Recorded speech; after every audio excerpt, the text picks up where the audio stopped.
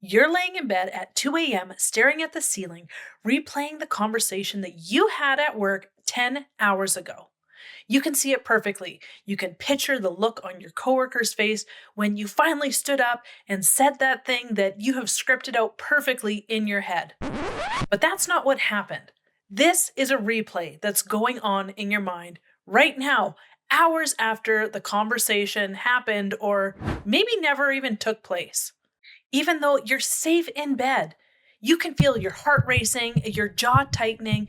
You can feel just as angry and hurt and upset as you did 10 hours ago. This is the mental loop that happens. This is one reason that so many amazing women are burning out because our brains are not shutting off. We aren't just stressed out at work. We are stressed out by all the perceptions, all of the ideas, all of these unhad conversations that have never been closed off. We exist in this replay where we go over things again and again and again, trying to make them perfect, even after the moment has passed. This is why we're going to be talking about the S in this pause method: settle. In this video, you're going to be learning about how to pause, how to hit the reset button on that inner critic that is creating all of these toxic scenarios and ideas in your mind so that you can take back control of the situation, your mind, and your body in order to show up as the best version of yourself. Finally, giving you the peace that you deserve. If you click this video because you totally get this mental spiral, I am so glad that you're here. We're about halfway through talking about this pause method.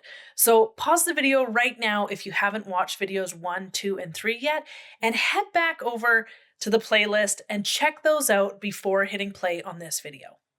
In the previous videos, we talked about that 90-second biological reaction that happens.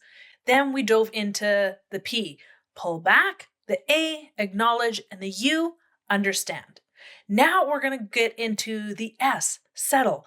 What you need to do to help understand the biology of your reactions. In the previous videos, we covered that 90-second biological window, the P, the ability to pull back, the A and the U, to acknowledge and understand the needs that are being threatened. If you're trying to settle your mind without clearing out all of that extra junk of the acknowledgement and the understanding, you're going to get sucked back into this cycle. It's a bit like trying to put a Band-Aid on a broken bone. Once you've had and noticed that initial reaction like we were talking about in the last video, it's time to take your power back. Your emotional state is almost always controlled by this internal voice, the internal dialogue that's going on in your mind. But the thing that we don't often recognize is that just because your internal voice says something does not make it true. Just because that voice is telling you something specific about who that person is or what's going on or if you're right or wrong, it does not mean that information is true, accurate, factual. So it is so important here to learn how to listen to and calm that internal dialogue that will be running. That voice is truly just a perception. And if you're in the middle of one of these situations, that truth is running through an entire lens of adrenaline, fear, and sometimes false truths and confirmation bias. I want you to think about this self-talk like going through your garbage. Some stuff is going to be good and can be reused and recycled. Other stuff needs to go to the landfill. Once you did your original sort, you would not then look at that big stinky bag of trash and think, I wonder why it smells so bad. Oh, maybe let me look at that piece of moldy bread one more time to decide if I want to get rid of it or not. No, you absolutely wouldn't. You would try to get rid of that smelly garbage and get it out of your house as fast as possible. Yet, when we look at the inner voice, this critic that comes up that wants to judge everything that you've done, we hold on to some of that for so long that we let it run rampant destroying our lives, stinking up all the other environments that we exist in. It's honestly just not worth it. So, what's your inner voice telling you? Is it saying something like, they don't respect you? Again, looking at the previous video, understand, is it because you're afraid that you're going to lose your job? Identify it. And if it's not real, throw it out. And to do that, there's a few roadblocks that you can put in the way of this language. Saying things like, stop. Yes, really, you can say this stuff out loud or in your head. You can tell those voices to stop. You can say things like, you know what, that's not helpful. Cut it out. Or, I don't actually know what's going on. And I love this one. It's great because it puts things in the frame that you only have pieces of the information. You do not have the full story, and that's okay. So, again, I do not actually know what's going on. I am making up a story in my head right now. These are fantastic things to say to stop that mental loop that is just dragging you down. This isn't about toxic positivity. This is not about making things seem or feel nicer than they really are. This is about taking a realistic look and then deciding what type of lens you want to put on it. Do you want to catastrophize? Which, let's face it, sometimes people do. Sometimes it might feel good. But just know that that's going to keep you stuck in this 90-second cycle. If you are ready to get out, if you want something different, and that's 100% in your control, then what you need to do is recognize in those moments which of your thoughts that pop up, again, kind of like those clouds that we talked about in the previous video, which ones do you want to keep and which ones do you want to try to accelerate them leaving, right? Which ones do you want to dissipate? That's up to you. And that's done by a few different things that I'm going to share in this video. But the very first step is taking back that narrative control over your own thoughts, right? I don't know the whole story. I need to stop right now. I need to hit pause. Maybe I don't know the full story about what's going on.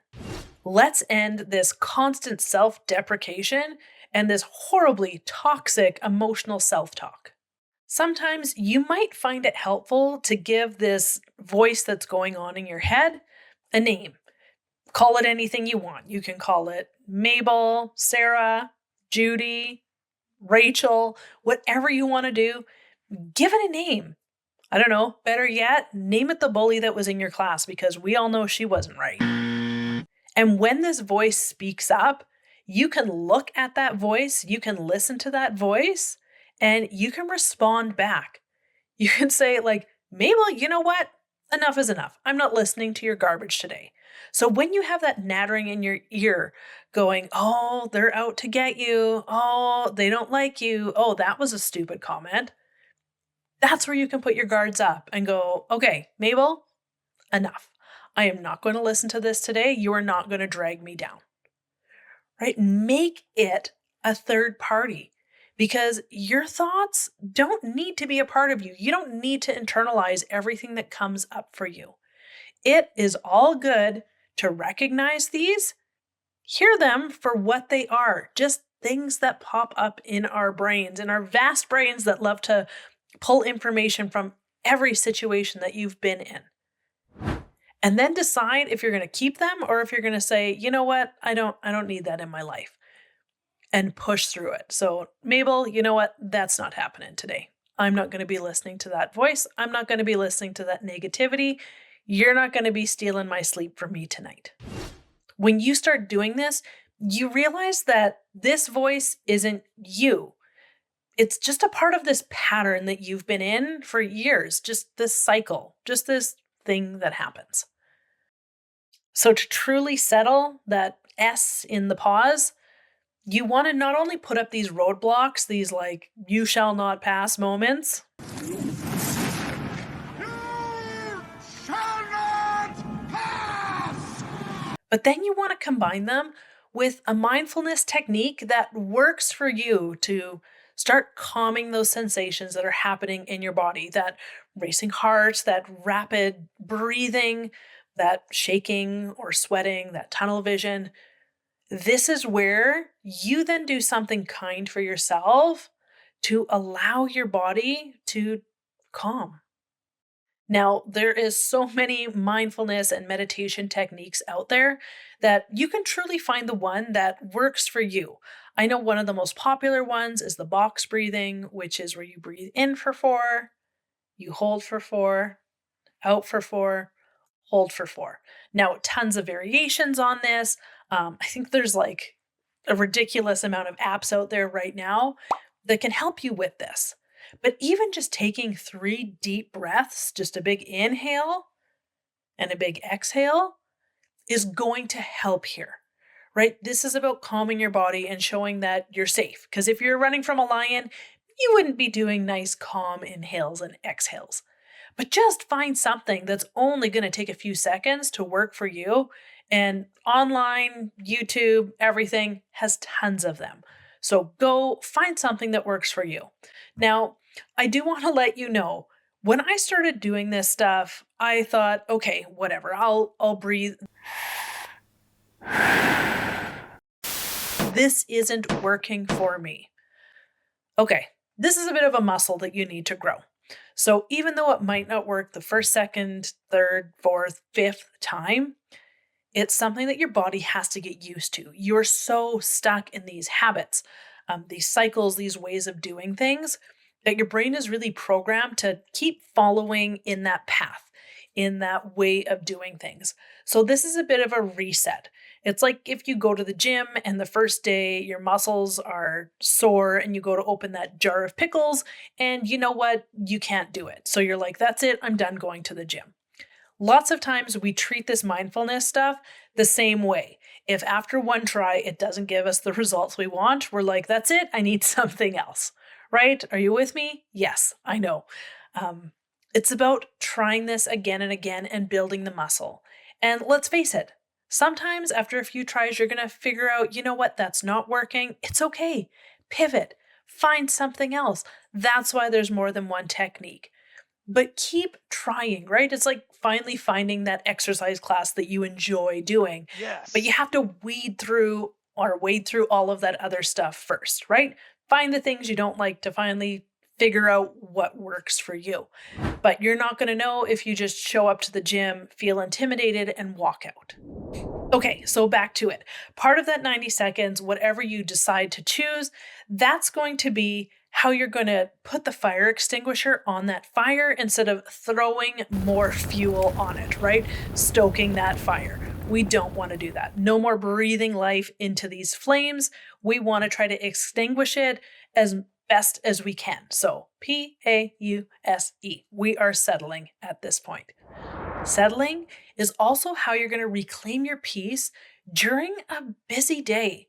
Now, this can look as simple as like eating your lunch or mindfully drinking your water, just something to take your brain offline. Now, what I found fascinating when I was reading up on mindfulness is the best way to restart your brain, to calm your amygdala, all of that is by doing activities that are not geared towards a specific outcome. So I'm going to color in order to make this beautiful art piece or to do whatever. Or I'm going to go on a walk because I'm going to walk 5 kilometers today and I'm going to get from point A to point B. One of the most important things that you can do to prevent this burnout, this cycling, all of this horrible stuff that we do to ourselves is to do things with just the purpose of doing them, not for a specific outcome. So if you decide you're going to go for a walk on your lunch break, not just walking a track or a field or the same pathway, but just going out and wandering. So I would highly encourage you to pick a couple things that you're not doing to get better at, you're not doing to be great, um, but find those regular practices that you can do outside of those 90 seconds in order to just let your brain breathe, let your brain reset without having to have that final goal, that final outcome. Of course, that's all in addition to this pause method. But talking about the pause, all right, we are settling, you have found something, you are going to do whatever activity that is. Again, making sure to practice it, right? We can't eat one apple and say that we are now healthy. We need to be eating our balanced diet every single day of the week. So make sure that you have something that you're applying each time that you get into one of these situations. And it's okay if it's outside that 90 seconds, because sometimes these 90 seconds, they're not going to go quite right. But if you catch yourself in that loop, make sure to then go through these steps. In the last video, okay, we are on to our last video in the next video. Head over here. I'll also have it on the end screen and down in the comments. We are going to look at E.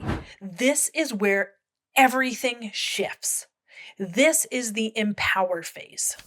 Here is where you're going to be taking on the offensive role with poise, with true professionalism, in a way that is going to give you back your peace, your calm, through empowerment and self-determination, through your autonomy. We are going to talk about how to handle actual conflict situations at work so that they can stay at work, so that you don't have to spend as much time settling as you did in the past. I'll show you how to speak up with power, with courage, and with calm, so that you can be the leader that not only you need, but your team needs, that gives you back your voice. This is where we finally put the entire pause process together. If you're ready to move from settling to empowerment, hit that subscribe button and join me in the next video. I look forward to seeing you in that last phase.